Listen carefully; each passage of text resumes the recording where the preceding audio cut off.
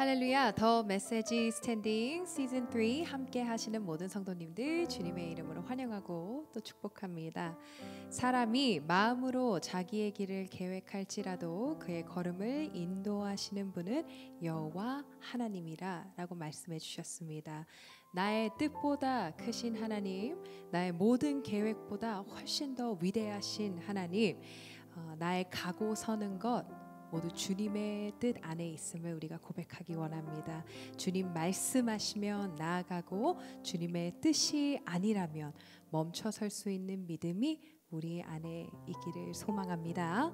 우리의 삶의 걸음걸음마다 여호와 하나님만을 의지하게 하시고 나의 모든 삶을 주님께 맡겨드리는 순종과 믿음 허락하여 주시옵소서. 우리 기도하는 마음으로 오늘 더 메시지 두 번째 시간 함께 열어가겠습니다.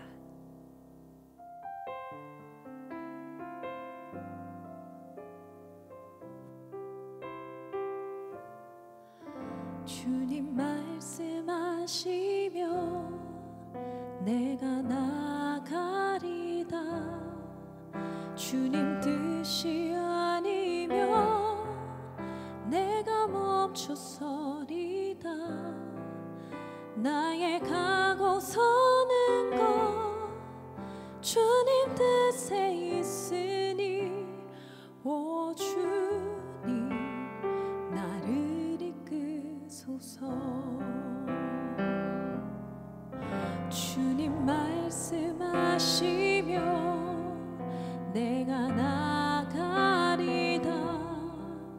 주님 뜻이 아니면 내가 멈춰서리다. 나의 가고 서는 것 주님 뜻에 있으니 오 주님 나를 이끄소서. 뜻하신 그곳에 나 있기 원합니다. 이끄시는 대로 순종하며 살리니 연약한 내 영혼 통하여 일하소서. 주님 나라와 그 뜻을 위하여 오 주님 나를 이끄소서. 주님 말씀하시며 주님 말씀하시며 내가 나가리다. 주님 뜻이 아니면 내가 멈춰서리다. 나의 가고 서는 것 주님 뜻에 있으니 오 주님 나를 이끄소서. 뜻하신 그곳에 뜻하신 그곳에 나 있기 원합니다. 이끄시는 대로 순종하며 살리니 연약한 내 영혼 통하여 일하소서. 주님 나라와 그 뜻을 위하여 뜻하신 그곳에 나 있기 원합니다.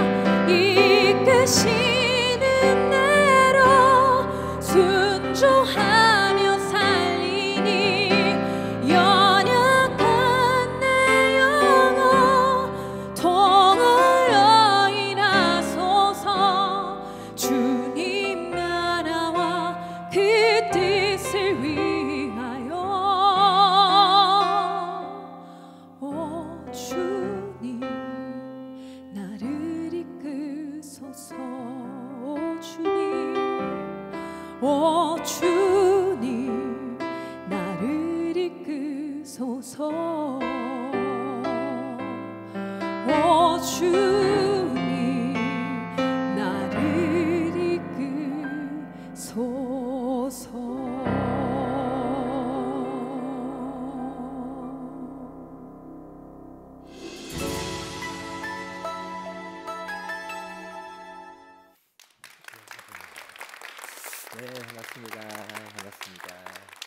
네, 반갑습니다. 움직이는 교회를 섬기는 김상인 목사입니다. 오늘 본문은요, 빌립보서 2장 5절에서 11절까지의 말씀인데 우리 5절 한 절 말씀을 같이 한번 합독하고 함께 말씀을 봤으면 좋겠습니다. 빌립보서 2장 5절 말씀입니다. 너희 안에 이 마음을 품으라. 곧 그리스도 예수의 마음이니. 네, 오늘 말씀의 제목이요, 순종에서 복종까지, 환대의 공간. 네, 순종에서 복종까지라는 이 의미를 통해서 어떠한 공간이 만들어지는지를 함께 좀 나누길 원하는데요. 공간이라고 하는 건요, 매우 중요한 의미가 있다고 생각합니다. 이 공간도 공간이지 않겠습니까? 현대인들은요, 공간들을 찾아가요. 정말 힙한 공간이라고 하면 그걸 누릴 수 있는 어떠한 자신들의 취향이 있겠죠. 여기도 공간인데 어떻게 면에서는요, 이게 이 스튜디오라고 하는 것 자체가 긴장될 수도 있고 또 여러 가지 상황들이 있지 않겠습니까? 녹화가 되는. 그러나 이것이 환대의 공간이 된다면 여러분, 우리가 오늘도 이 시간에도 저도 또 여러분도 하나님 안에 좋은 시간이 될 줄 믿습니다. 순종, 이 순종이라는 의미를요, 오늘 좀 부르심과 연결해서 좀 보길 원합니다. 우리 각자에게 허락하신 저는 부르심이 있다고 믿습니다. 일상의 부르심이 있다고 특별히 말씀드리고 싶은데요, 우리의 일상은요, 크게 두 가지의 요소로 만들어져 있습니다. 하나는 주어진 삶이 있습니다. 우리가 선택하지 않았지만 주어진 영역이 있죠. 예를 들면 성별, 내가 남자로 태어나고 여자로 태어날 걸 우리가 결정하진 않았습니다. 또 우리 부모님을 우리가 선택하진 않았죠. 또 우리의 외모도 우리가 선택하진 않았습니다. 각자의 부르심이 있다는 거예요. 그 의미가 우리가 선택하지 않았지만 주어진 것들이 있고요, 또 우리의 일상의 삶에서는요, 우리가 선택하는 것들이 있습니다. 학교를 선택할 수도 있고요, 또 오늘 이곳에 오신 것도 선택하신 거고, 또 어떤 선택이 있을까요? 남자친구, 여자친구, 결혼, 직장, 여러 가지 선택이 있지 않겠습니까? 우리의 일상이라고 하는 이 단어는 우리가 선택하지 않았지만 주어진 것과 우리가 매일의 삶 가운데 선택하고 있는 그 선택들이 만나서 함께 어우러지고 있는 어떠한 공간 내지 삶이라고 좀 규정을 한다면 그곳에 우리의 부르심이 있다라는 거죠. 왜냐하면 우리가 선택했든 선택하지 않았든 이 모든 것을 주관하시는 분이 누구시죠? 그것을 우리가 믿는다면 우리의 일상의 삶에 우리는 부르심이 있다. 그럼 이 부르심을 어떻게 우리가 감당할 수 있는가? 순종을 통해서 감당할 수 있다는 것입니다. 특별히 빌립보서 2장 5절에서 11절까지의 말씀을 보기 원하는데요, 우리가 아까 합독했던 5절 말씀에 보면 너희 안에 이 마음을 품으라. 곧 그리스도 예수의 마음이니 라고 되어 있는데요, 이게 쉬운 성경 번역으로 번역된 그 성경을 보면요, 이렇게 되어 있습니다. 예수님처럼 생각하고 행동합시다. 그러니까 너희 안에 이 마음을 품으라. 곧 그리스도 예수의 마음이라고 하는 건 무엇인가? 예수님이 어떤 생각을 하실까? 예수님이라면 어떻게 하실까? 바로 이렇게 행동하라는 거예요. 자, 먼저는요, 순종을 하기 위해서는요, 빌립보서 말씀을 통해서 본다면 6절과 7절을 제가 한번 읽어보겠습니다. 그는 근본 하나님의 본체시래요. 여러분, 예수님은 하나님이십니다. 그런데 하나님과 동등됨을 여기지 아니하시고 자기를 비워 종의 형체를 가지사 사람과 같이 되셨대요. 자, 여기서 우리가 알 수 있는 건 뭐냐? 순종은요, 자기 비움을 통해서 시작된다는 거예요. 그래서 모든 것이 채워져 있다면 우리가 순종하지 않겠죠. 그러면 어떻게 예수님이 하나님이신데 종의 형체를 가지시기 위해서 그 모든 걸 비우셨을까요? 예수님이 비우신 건 뭘까요? 여러분, 예수님은요, 이 땅 가운데 성육신하셨습니다. 오셨어요. 그런데 예수님은 100% 하나님이세요. 신성을 가지고 계세요. 그리고 100% 인간의 몸으로 오셨죠. 근데 여기서 우리가 좀 고민해 봐야 될 지점은 뭐냐면, 예수님은요, 신성을 가지고 계셨지만 그분은 그 신성을 가지신 분으로서의 영광과 권리를 비우셨다는 거예요. 모르시는 게 아니에요. 인간의 형체를 입으셨지만 예수님은 하나님이시잖아요. 모든 것을 알고 계시고 보고 계시지만 그 권리와 영광을 비우셨다는 거예요.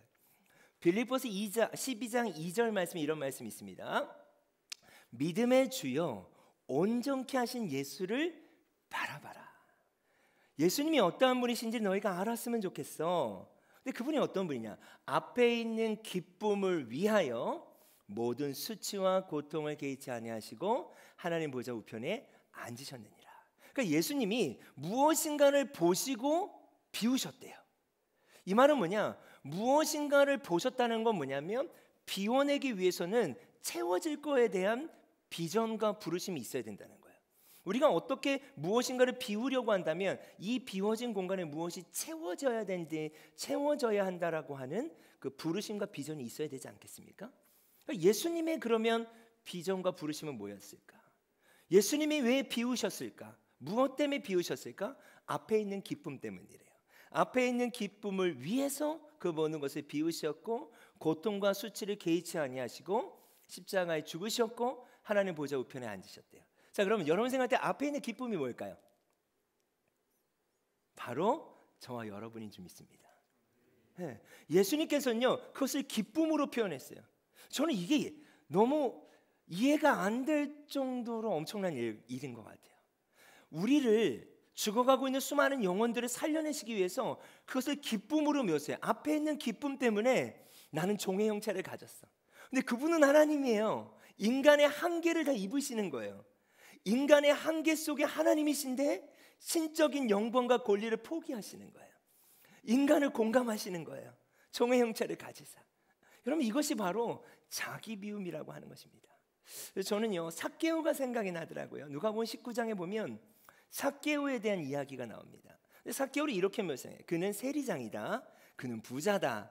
또 하나의 정보를 제공합니다. 그는 키가 작다. 여러 해석들이 있는데 그 중에 하나는 삭개오는 아마도 열등감과 결핍이 참 많았던 사람일 것이다 라는 해석이 있습니다. 그러니까 그가 자신의 동족들의 세금을 걷는 세리장이 된 거예요. 얼마나 사람들이 미워하겠습니까? 그러나 자신이 그 열등감을 해결할 수 있는 방법은 무엇입니까? 부자가 되는 거예요. 세리장까지 된 거예요. 그런데도 이 결핍이 채워지지 않는 거예요. 너무나 외로운 거예요. 근데 어느 날 예수님이 이 마을에 오셨다는 이야기를 들었어요. 그때 삭개오가 어떻게 반응합니까? 네, 그 나무 위로 올라가는 거예요. 키 작은 삭개오가. 누구를 보려고요? 예수님을 보고 싶은 거예요. 근데 예수님이 가시다가 나무 위에 올라가 있는 삭개오를 보셨다라는 말씀이 나와요. 보셨다. 예수님이 보신 건 뭘까요? 단순히 키 작은 한 사람이 나무 위에 올라간 걸 본 건 아니에요. 예수님이 삭개오를 보셨다라는 것은 그분은 신성이 있으시잖아요. 삭개오가 왜 이렇게 살 수밖에 없었는지를 보신 거예요. 삭개오의 외로움을 보셨어요. 그의 결핍을 봤어요. 아무리 부자가 돼도 세리장이 됐어도 너무 외로웠던 거예요. 그리고 예수님이 뭐라고 말씀하시냐? 급히 내려와라. 오늘 내가 너의 집에 어떻게 하겠다? 휴하겠다. 여러분 삭개오는 단 한 번도 환대를 경험해 본 적이 없어요. 오늘 제가 말씀의 제목을 어떻게 붙였죠? 순종에서 복종까지 환대의 공간. 여러분 공간적 개념을 볼 때 지금 세리장이었던 결핍 덩어리였던 삭개오에게 어떠한 환대의 공간이 시작되는지 보이십니까? 예수님은 비우신 거예요. 그 삭개오의 결핍과 필요를 보시고 그리고 예수님은 그와 함께 하셨어요. 그의 집에 유하셨어요. 그때 삭개오가 이런 얘기를 합니다. 예수님, 제가 잘못 거둬들이는 거 있으면 단 하나 줄게요. 아니 그 배라도 배상할게요. 이 말은 뭐예요? 돈이 중요하지 않았다라는 거예요. 사랑이 필요했다라는 거예요. 이럴 때는 우리의 일상의 삶, 아까 제가 말씀드렸죠. 일상은 내가 선택한 것도 있지만 주어진 삶도 있어요. 여러분 지금 일상의 삶 가운데 여러분의 가정에서 살고 있습니다. 그건 가정에 여러분의 보내심이 있다고 믿습니다. 아멘. 캠퍼스, 직장, 도시, 교회 공동체. 우리가 비우지 않으면 채울 수가 없어요. 여러분 자기 비움이라고 하는 건 이렇게 공간을 만들어낸다는 거예요. 근데 이 시작은 뭐예요? 순종이에요. 순종은 자기 비움에서 시작되는 거예요.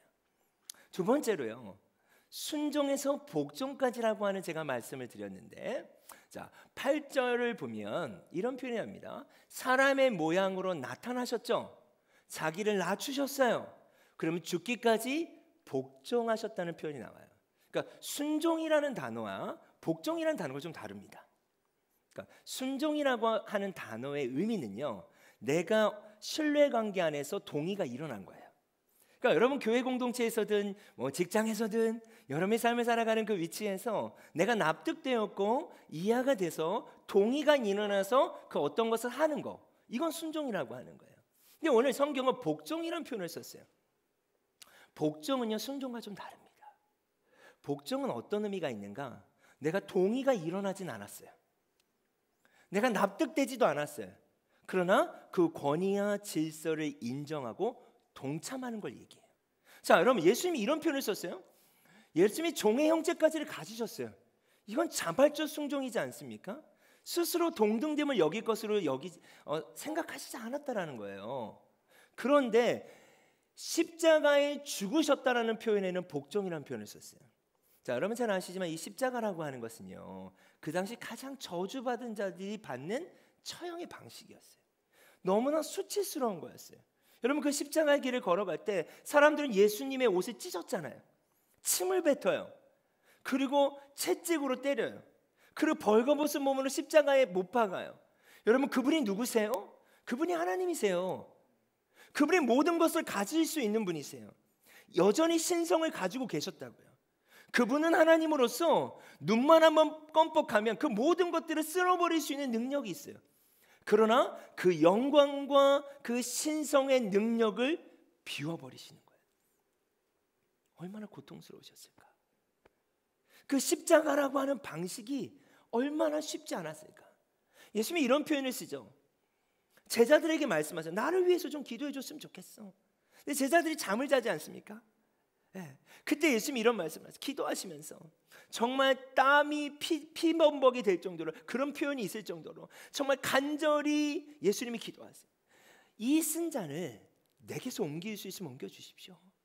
근데 여기서 끝나지 않았어요. 복종이라고 하는 건 무엇인가? 이 쓴 잔을 내게서 옮길 수 있으면 옮겨주십시오. 그러니까 내가 원하는 방식은 아닐 수 있는 거예요. 동의가 일어나진 않았을 수 있어요. 근데 그 다음에 예수님은 어떻게 기도하세요? 내 뜻대로 마옵시고 아버지의 뜻대로 되길 원합니다. 이 쓴 잔을 내게서 옮길 수 있으면 옮겨주십시오. 그러나 내 뜻대로 마옵시고 아버지의 뜻대로 되길 원합니다. 여러분 이게 복종이에요. 여러분 우리의 삶 가운데 우리가 하나님 앞에 순종하는 영역들이 있을 수 있습니다. 여전히. 그러나 우리가 복종하지 않는 영역들이 있을 수 있어요. 왜 우리의 삶의 영역에 환대의 공간이 일어나지 않을까? 누군가를 받아들일 수 있는 환대의 공간이 일어나지 않을까? 죽어가고 있는 수많은 영혼들이 여러분의 캠퍼스 가운데 있습니다. 여러분의 가정에 있고 여러분의 직장에도 있고, 여기 이곳만 나가면 수많은 영혼들이 죽어가고 있는데 왜 우리가 그들을 환대하지 못할까요? 복종하지 않아서일 수 있어요. 여러분 예수님이 죽기까지 어떻게 하셨어요? 복종하셨어요. 이것을 통해 어떤 일이 일어납니까? 요한복음 3장 16절 말씀에 보면 하나님이 세상을 이처럼 사랑하사 독생자를 주셨어요. 누구든지 저를 믿는 자마다, 여러분 누구든지 안에 여러분이 있을까요? 없을까요? 그 이유는 뭘까요? 그분이 비우셨고 그분이 복종하셨기 때문이에요. 우리가 그분 앞에 의로움이 있었을까요? 의로워서가 아니죠. 그분이 순종했을 뿐만이 아니라 복종하셨다라는 거예요. 여러분 이것이 우리가 도전해야 될 영역이라고 믿습니다. 여러분 순종하고 계시다면 복종을 도전하십시오. 내가 원하는 일이 아닐 수 있어요. 내가 어울리고 싶지 않은 사람들일 수 있어요. 그곳에 가고 싶지 않을 수 있어요. 그러나 예수님의 기도가 우리 가운데 필요하다고 믿습니다.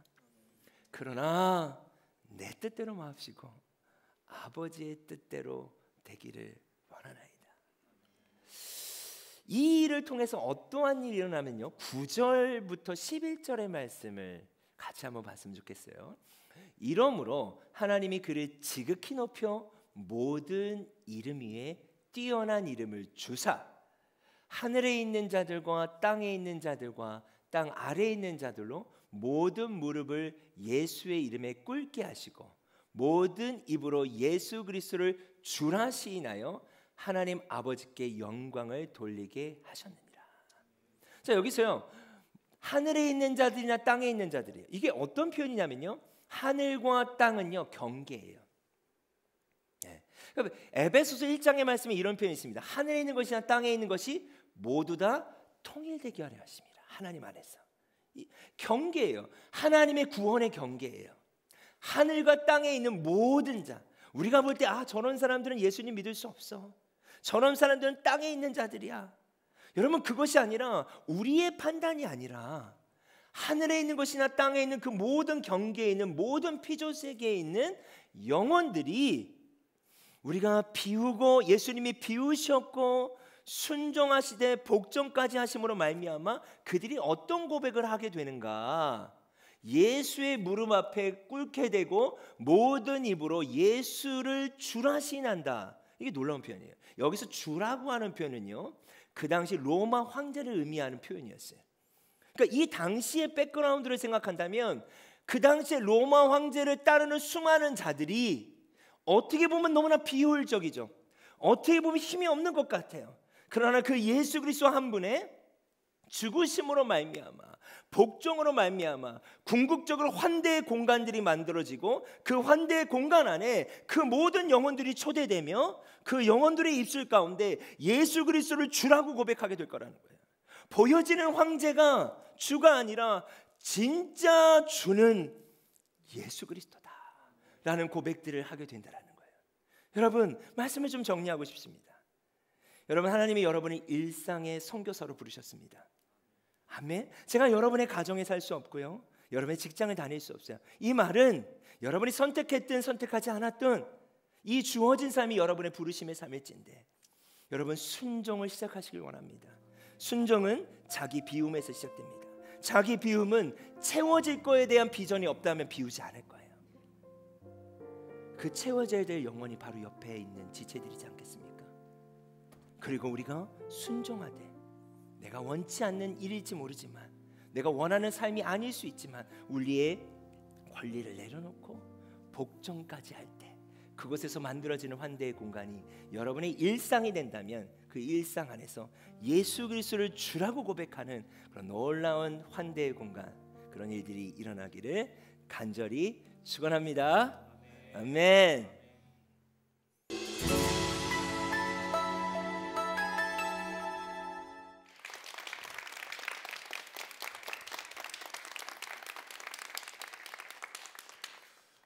감사합니다. 우리 하나님 말씀 보겠습니다. 하나님 말씀은 다니엘서 1장 8절 말씀인데 우리 다 같이 합독하도록 하겠습니다. 읽겠습니다. 시작. 다니엘은 뜻을 정하여 왕의 음식과 그가 마시는 포도주로 자기를 더럽히지 아니하고 자기를 더럽히지 아니하도록 환관장에게 구하니. 아멘. 네, 오늘은 순종의 나비 효과라는 제목으로 여러분과 말씀을 나누겠습니다. 제가요, 새해가 되니까 운동을 너무 하고 싶더라고요. 이 지긋지긋한 살과 결별을 하고 싶어서 헬스클럽을 찾았습니다. 가서 아주 설레는 마음으로 운동을 시작했거든요. 어느 운동을 하러 갔는데 제 몸에 맞는 큰 무게가 있는 것처럼 보였어요. 우리 선생님과 함께 그곳으로 이동을 해서 제 몸에 맞는 아주 멋있는 중량의 무게를 열심히 들려고 하는데 우리 선생님께서 선생님은 아직 그 무게를 드실 수 없습니다 하고 저에게 아주 작은 핑크색 아령을 주시더라고요. 제가 너무 큰 충격을 받았어요. 왜냐하면 저는 큰 무게를 들어야 할 것 같았거든요. 근데 몇 회를 반복해 보니까 제 생각이 틀렸다는 것을 알았어요. 팔이 떨어져 나가는 것 같았습니다. 큰 무게를 들려면요, 작은 무게를 들어야 한다는 것을 제가 깨달았습니다. 여러분, 순종이라는 큰 무거운 역기를 들려고 하면 가장 먼저 해야 되는 것이 무엇일까요? 그것은요, 작은 무게에 순종을 들어 올리는 것이라고 생각해요. 저는 오늘 설교의 제목을 순종의 나비 효과라고 지었습니다. 나비 효과. 나비 효과라는 단어 여러분 아세요? 작은 원인이나 작은 변수가 큰 변화와 결과를 낳게 된다는 이론입니다.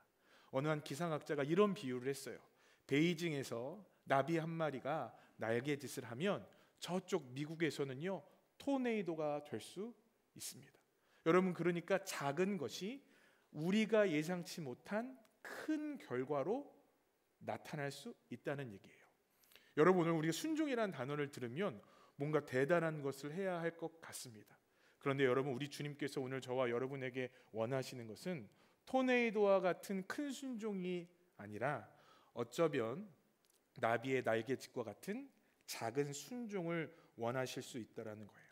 저는 오늘 본문 말씀이 그것을 보여주는 아주 분명한 예라고 생각합니다. 다니엘서 1장 8절인데요. 다니엘이 뜻을 정해서 결단한 것이 한 가지가 있습니다. 그는요, 하나님을 사랑하고 이방 땅에서도 주님의 이름을 지켜드리기 위해서 마음의 결단 한 가지를 하기 시작해요. 그게 뭐냐면 왕의 음식이 아니라, 또 우상에게 바쳐진 음식이 아니라 채소를 먹으며 신앙과 믿음을 지키려고 하는 것입니다.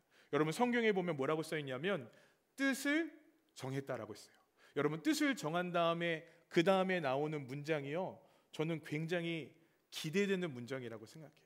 예를 들면 뜻을 정한 다음에 바벨론의 신전에 테러를 하고 가겠습니다. 이러면 뜻을 정하는 것 같아요. 뜻을 정한 다음에 바벨론 왕의 목을 치러 가겠습니다.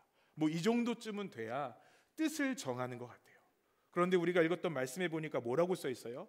뜻을 정한 다음에 음식을 조절하기로 했습니다. 여러분, 이것이 하나님을 기쁘게 해드리는 것과 무슨 연관이 있을까요? 저는요, 하나님께서 우리를 기뻐하신다면 대단히 크고 대단히 화려한 것을 받으셔야 한다고 생각을 해요. 뜻을 정했다고 하면 뭔가 어마어마한 것을 주님께 드릴 때 그것이 뜻을 정한 것이라고 여기실 것 아닌가 하는 생각이 듭니다. 그런데 하나님께서는요, 뜻을 정한 다니엘이 채소를 먹는 것을 기뻐하셨어요. 그리고 그의 인생에 하나님의 은혜와 선하신 계획을 풀어가기 시작하시더라는 것입니다. 여러분, 생각해 보세요. 채식을 한 것이 뭐 그렇게 중요할까요? 그런데요, 이 채식을 한 순종과 결단이 있은 다음에야 사자굴 앞에서의 다니엘이 설명 가능한 겁니다.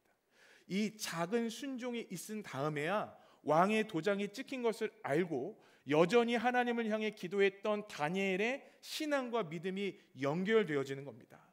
우리는 어마어마한 순종과 결단을 하나님 앞에 어느 날 올려드리려고 해요. 아니에요, 여러분. 우리가 지금 먼저 해야 할 것은 뭐냐면요, 다니엘과 같이 뜻을 정하여 우리 주님 앞에 채소를 드리는 것과 같은 결단과 순종을 올려드려야 한다는 거예요. 그러니까 여러분, 우리 주님께서 오늘 우리에게 요구하는 것은요, 너 오늘 아프리카를 가라 하는 게 아닙니다. 우리 주님께서 오늘 저와 여러분에게 요구하는 건요, 너의 모든 젊음을 다 바쳐서 순교해라 하는 것이 아닙니다. 아니, 오늘 우리에게 요구하시는 것은요, 작은 날개짓과 같은 것입니다. 혼자 있을 때 승리해 볼래? 아침에 일어나자마자 나를 좀 찾아볼래? 너희의 그 악하고 게으른 습관을 우리 주님 앞에 좀 고쳐볼래 하는 것 아닐까요? 여러분, 우리는 순종이라는 단어를 들으면요, 지레 겁부터 먹어요. 어느 수련회를 갔는데 어느 형제가 문 밖에 서서 그냥 서성이고 있는 거예요. 그래서 제가 물었습니다. 야, 너 왜 은혜 받으러 안 가? 빨리 은혜 받아야지. 우리 가서 오늘 뜨겁게 기도하고 주님 만나자. 근데 뭐라고 얘기하냐면, 은혜 받는 게 목사님 너무 두려워요. 왜 두려운데? 은혜 받았다가는 제 삶의 모든 즐거움이 끝장날 것 같아요. 은혜 받았다가는 내 인생이 완전히 끝날 것 같아요. 그래서 제가 우리 형제에게 얘기를 했어요. 걱정하지 마. 주님께서 너에게 대단한 거 요구하지 않으셔. 주님께서 어쩌면 네가 오늘 이곳에 들어가서 예배를 드리는 것을 원하시는 것 아닐까라고 얘기했어요. 여러분, 한번 생각해 보죠. 주님이 오늘 여러분에게 뭐 원하실까요? 오늘 김용석 목사에게, 오늘 이곳에 앉아서 예배를 드리는 여러분들에게 과연 주님은 무엇을 요구하실까요? 어느 날 갑자기 재산을 다 팔아 나에게 가져와라. 여러분, 저는 주님이 그렇게 말씀하지 않으신다고 생각합니다. 그러면요, 우리 주님이 작은 순종을 통해서 하나님께서 어떻게 역사하시는지를 맛보기를 원하시지 않을까요? 저는요, 아브라함이라는 분을 잘 이해할 수가 없어요. 아브라함에게 하나님께서 어느 날 명령을 하십니다. 아브라함아, 내가 너에게 준 사랑하는 하나밖에 없는 아들 이삭을 나에게 바치지 않겠니? 여러분, 성경에 보니까 그는 그 다음 날 아들을 바치러 떠났다고 얘기하고 있습니다. 우리가 아는 아브라함이에요. 그런데 아브라함에게 하나님께서 말씀하십니다. 너는 본토와 친척과 아비집을 떠나서 내가 내게 지시한 땅을 가라. 여러분, 아브라함이 이 명령을 순종하는데 성경학자들은요, 수년이 걸렸다고 얘기하고 있어요. 여러분들은 아이가 없으시죠? 자, 아이가 셋이에요. 주님께 바치고 싶을 때가 있습니다. 주님께 얼른 속히 바치고 싶을 때가 있어요.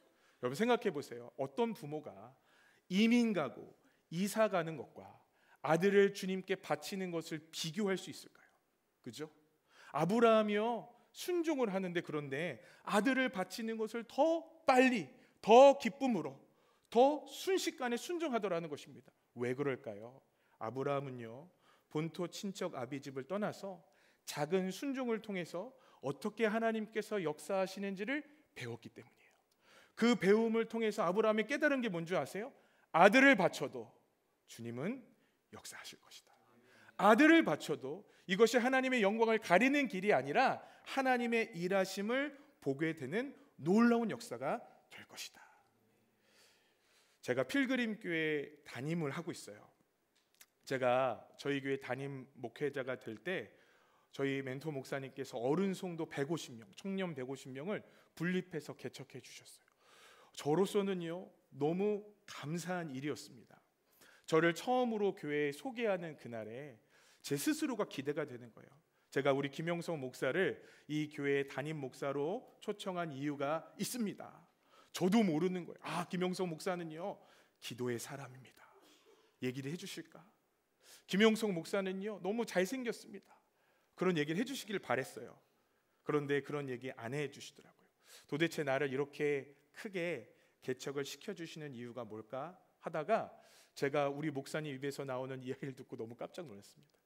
제가 신학대학교를 다니던 어느 날 제가 우리 멘토 되시는 목사님 박보영 목사님이신데 그분의 설교를 들었어요. 근데 어느 날 설교를 듣다가 제가 위장 전입을 했던 것이 제 마음에 걸리게 되었습니다. 제가 신학대학교 기숙사를 신청해야 되는데 신학대학교 기숙사를 신청하려면 조건이 한 가지가 있대요. 그게 뭐냐면 지하철이 다니는 도시의 사람은 기숙사를 신청할 수 없다는 거예요. 저희 아버님이 그때 온양에 사셨거든요. 여러분 거 아세요? 온양에서 서울까지 기차가 연결돼 있어요. 그거 어떻게 통학을 해요? 그거는 통학하지 말라는 얘기거든요. 근데 기차가 다닌다고 신청이 안 된대요. 그래서 목사인 저희 아버지랑 신학생인 아들이 어떤 일을 했냐면 저 먼 이름도 모르는 산골짜기 누군가의 집으로 위장 전입을 했어요. 그리고 기숙사가 당첨이 된 거예요. 너무 좋았어요. 주님의 뜻인 줄 알았어요. 근데 설교를 듣다가 마음에 찔림이 있었어요. 어느 날 우연하게 저희 목사님을 제가 처음 뵐 수 있는 때가 있었는데 목사님에게 신학생으로서 궁금한 거 하나 질문해도 됩니까? 그랬습니다. 질문해봐. 목사님, 제가 사실 이래 저래서 위장 전입을 했는데 제가 옳을까요? 틀릴까요? 아이, 그 정도는 괜찮지라는 얘기를 듣고 싶었어요. 처음 보는 목사님이 저한테 뭐라고 얘기했냐면 너 같은 건 목사하지 마 그러시는 거예요. 제가 너무 큰 충격을 받았어요. 그럼 어떻게 하라고요? 그러면 솔직하게 가서 길바닥에 자는 한이 있더라도 너 얘기하는 게 좋을 것 같아. 아직도 기억나요. 첫째 날 사감 목사님께 찾아갔습니다. 그래, 나 하나님의 종이 돼야지. 그래, 나 하나님의 종이 돼야지. 위장 전입한 거를 사감 목사님에게 얘기하러 갔더니 그날 쉬는 날이라 안 나오셨어. 그 다음 날 꼬박 잠을 설쳤습니다. 왜냐하면 나는 이제 집을 나가야 되는데 어디로 가야 되지? 부모님에게 뭐라고 얘기할지 별의별 생각이 다 든 거예요. 근데 사감 목사님께 저 위장 전입했어요 라고 얘기하니까 그분이 막 웃으시더니 그래, 너같이 정직한 학생은 처음 본다. 한 학기는 그냥 살고 다음 학기는 떠나갔으면 좋겠다 라고 얘기를 해주시는 거예요. 하여튼 그런 일이 있어서 제가 저희 멘토 목사님과 함께 살게 되었습니다. 많은 사람들이 모여서 제가 왜 담임 목사가 되었는지를 얘기하는 그 자리에서 목사님이 그 얘기를 하는 거예요. 김영성 목사는 그때 위장 전입을 했는데 그거를 솔직하게 얘기해서 제가 이곳 담임자로 추천을 했습니다. 10여 년도 더 지난 그 이야기를 사람들에게 하는데 저는 너무나 충격이었어요. 여러분, 저는요 그날 이런 일이 있을 줄 몰랐어요. 그날 제 삶에 이런 일이 있을 줄 몰랐어요. 그저 저는 진짜 하나님의 종이 한번 돼보고 싶었어요. 그래서 사람들에게 가서 나 위장 전입했어요 라고 얘기한 것밖에 없었어요. 여러분, 오늘 우리 주님 앞에 우리가 경건의 삶을 드리는 게 과연 우리 인생에 어떤 역사로 다가올지 여러분 생각해 보신 적 있어요? 제가 혼자 있을 때 승리하고 기도하는 게 과연 먼 미래에 우리 인생에 하나님의 어떤 역사로 다가올까 생각해 보신 적이 있어요? 여러분, 사실은요 별거 아닌 것 같아요. 사실은요 여러분, 어마어마한 것 아닌 것 같아요. 그런데 우리 작은 순종이요 우리 인생의 어마어마한 태풍으로 돌아올 때가 여러분 있는 거예요. 다니엘의 그 열흘의 순종이요 사자굴 앞에서 믿음을 지킬 만한 믿음의 성장으로 이어질 것을 그는 몰랐어요. 다니엘의 그 작은 순종이요 그 친구들의 순종이요 풀무불 앞에서도 믿음을 지킬 수 있는 삶을 살 수 있는 길이라는 것을 그들은 미처 알지 못했어요. 그저 앞에 있는 작은 것에 순종했을 뿐이에요. 여러분, 오늘 우리가 해야 할 것이 바로 이것입니다. 작은 것에 순종하는 거예요. 여러분의 열흘의 금식이 무엇인지 모르겠어요. 여러분의 채소와 같은 것이 무엇인지 모르겠어요. 그러나 분명히 여러분에게 하나님은 부담을 주실 거예요. 아마도 우리가 생각할 때 야, 이거 주님이 기뻐하실까? 아, 이거 주님이 역사하실까 하는 것들로 주님은 오늘 우리에게 말씀하실 거예요. 그것을 순종하면 그 다음 발자국이 열리고요 그 다음 발자국이 열리지 않을까요? 제가 박보영 목사님이란 분이랑 함께 살 때요 우린 공동체 생활을 했습니다. 목사님은 길거리에 버려진 아이들 혹은 미래가 없는 아이들을 데리고 사시는데 또 위장 전입한 제가 솔직하게 얘기했다고 저도 거기 공동체에 껴주셨어요. 그 공동체에 살고 있던 한 형제는요 과대망상 이런 형제였어요. 어느 날 목사님은 미국에 집회 가시고 저와 같이 살고 있는 청년 한 20-30명 정도가 집에 남았는데 고분고분한 사람들이 아니거든요. 한따까리를 할 수 있는 사람들인데 그날 밤에 막 난리가 난 겁니다. 너무 걱정이 되는 거예요. 여기 제일 책임자가 난데 왜 이런 일이 벌어졌을까? 주님 도와주십시오 얘기를 들었더니 그 과대망상에 빠진 형제가 사람들과 막 싸우고 있는 겁니다. 왜 싸웠는지 물어봤더니 칫솔을 갖고 와서 누군가가 자기 칫솔로 변기를 닦았다고 얘기하는 거예요. 그럼 누가 그래요? 아무도 그런 사람 없어요. 근데요 듣고 있다가 우리 형제들이 막 싸움이 났어요. 죽이네 살리네. 책임자가 누구예요? 싸움 나면 큰일 나는 거잖아요. 그래서 어떻게든 말리려고 제가 우리 형제한테 얘기를 했어요. 형, 그거 내가 했어. 형, 그거 내가 했어. 그러니까 고만 화내고 나 용서해줘. 그랬더니 그 형제가 저한테 뭐라 그랬냐면 너 왜 그랬어? 라고 물어보는 거예요. 범행의 동기를 물어보더라고요. 형이 담배를 펴서 내가 너무 속이 상해서 칫솔에 장난을 좀 쳤어. 그렇게 얘기했더니 그 형이 저한테 하는 얘기가 뭐냐면 내가 용서해 줄 텐데 그럼 너 내 앞에서 무릎 꿇고 잘못했다고 얘기할 수 있어? 라고 얘기하는 거예요. 여러분, 예수님 믿고 저는 자존심 이런 거 없는 사람이라고 생각했어요. 그래서요 그 형제한테 무릎을 꿇었어요. 형 미안해, 내가 잘못했어. 한 번만 용서해 줘. 그날 밤에 그 모든 일들은 그렇게 끝났어요. 그 형제가 제 바로 옆에 누워서 형서가 잘 자라고 얘기하는데요 속이 막 뒤집어지는 거예요. 그날 이불을 뒤집어 쓰고 펑펑 울었어요. 주님, 저 이렇게까지 해야 돼요. 주님, 저 이렇게까지 살아야 돼요. 제가 이렇게까지 해서 목사가 되어야 할까요? 누가 알아준다고. 제 꿈은 훌륭한 목사가 되는 건데 여기서 이 형제들이랑 이렇게 얽히고 설키고 살다가 무릎이나 꿇고 눈물이나 흘리고 이게 말이 될까요? 그런 마음에 다음날 일어났어요. 제가 밥을 하는 당번이라 밥을 한 명 한 명 퍼주고 있는데 그 형서가 나도 밥을 좀 줘. 그래, 많이 먹고 열심히 살아라 생각하는 마음에 밥을 주고 어디 예배를 인도하러 갔는데 마음에 이상하게 기쁨이 넘치는 거예요. 혹시 예수님을 내가 따라가는 것 아닐까라는 생각이 드는 거예요.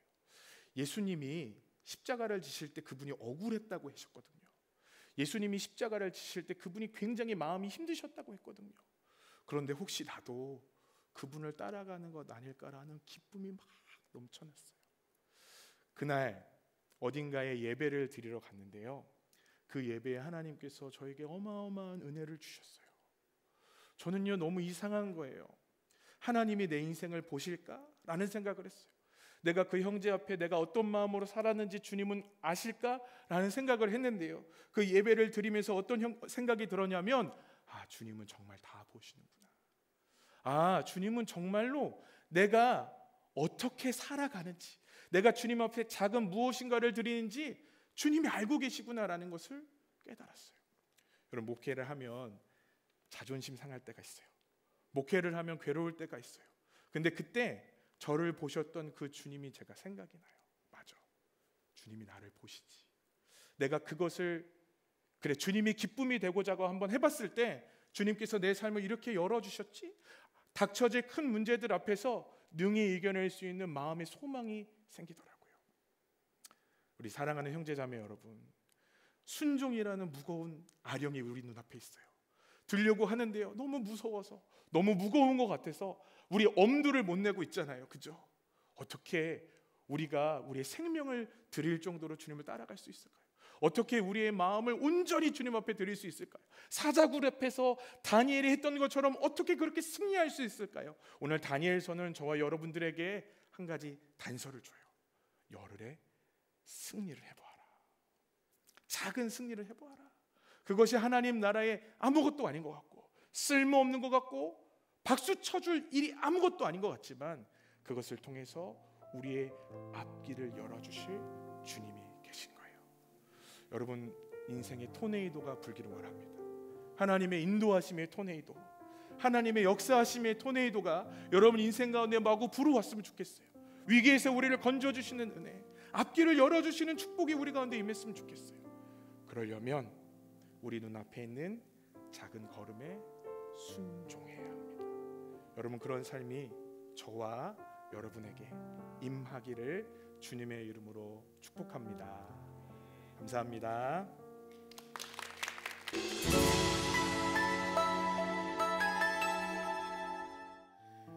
우리가 기도하고 바라는 것은 하나님 앞에 순종하는 우리의 자세가 복종이 아닌 기꺼이 드리는 순종의 마음이었으면 좋겠습니다. 형식이 아니라 정말 진실된 마음으로 주어진 자리에서 하나님 말씀 앞에 우리가 순종하기 원합니다. 그로 인해서 내가 주님께 나의 것을 드린 것 같았으나, 내가 하나님 앞에 나의 모든 것을 헌신한 것 같았으나, 오히려 주님의 크고 놀라운 일에 참여하게 하시는 큰 은혜와 큰 복을 누리는 주님의 거룩한 자녀 되시기를 주님의 이름으로 축복합니다. 나보다 나를 더 잘 아시는 하나님 아버지의 인도하심과 또 내 발의 등불이 되시는 하나님 말씀으로 안내받는 한 주 되시기를 소망하며 더 메시지 두 번째 시간 여기에서 마무리하겠습니다. 이 프로그램은 여러분의 미디어 선교 후원으로 제작되었습니다. 선교는 사명, 후원은 동역. 당신도 복음을 전할 수 있습니다. 선교 후원 02-6333-1003번